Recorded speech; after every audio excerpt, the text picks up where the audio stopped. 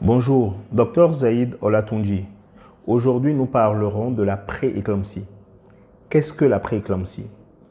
C'est l'élévation de la pression artérielle chez une femme qui n'en avait pas avant, qui va apparaître pendant la grossesse, après le 4e mois. Et cette élévation de la pression artérielle va s'accompagner de l'émission dans les urines de protéines en quantité importante. En fait, quels sont les facteurs de risque? Ils peuvent être familiaux. Une patiente dont la mère ou la sœur a tendance à faire de l'hypertension artérielle pendant la grossesse a plus de chances d'en faire. Ça peut être personnel, les âges avancés, c'est-à-dire une première grossesse tardive.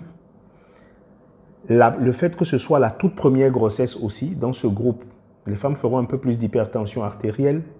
Quand on porte une grossesse gémellaire avec plusieurs bébés, les jumeaux, on a plus de chances de faire de l'hypertension associée à la grossesse. Il y a aussi des facteurs immunologiques.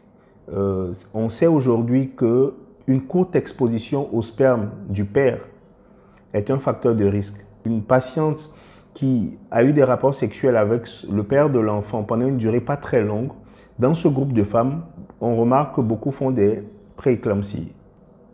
Quelle est donc la cause de l'hypertension artérielle? Elle n'est pas très bien connue, mais on sait aujourd'hui essentiellement qu'il s'agit d'un problème de placentation.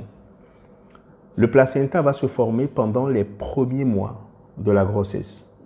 Et qu'est-ce qui se passe? C'est-à-dire que le placenta, ça colle à la paroi, c'est-à-dire au mur utérin, et il y a des vaisseaux qui se forment, qui traversent l'utérus et qui entrent dans le placenta. Et ces vaisseaux constituent une communication, une connexion avec le sang de la mère. On ne sait pas pourquoi, chez certaines femmes, justement, ce phénomène ne va pas bien se passer. Donc, on va donc avoir une baisse du flux de sang entre la mère et le bébé.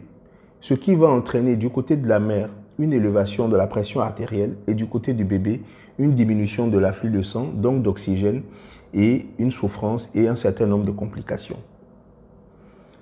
Je vais m'arrêter là pour cette vidéo. La suite, je la fais très bientôt. Nous parlerons dans la suite de comment le diagnostic, quelles sont les complications, comment ça se traite et quelles sont les précautions qu'on peut prendre.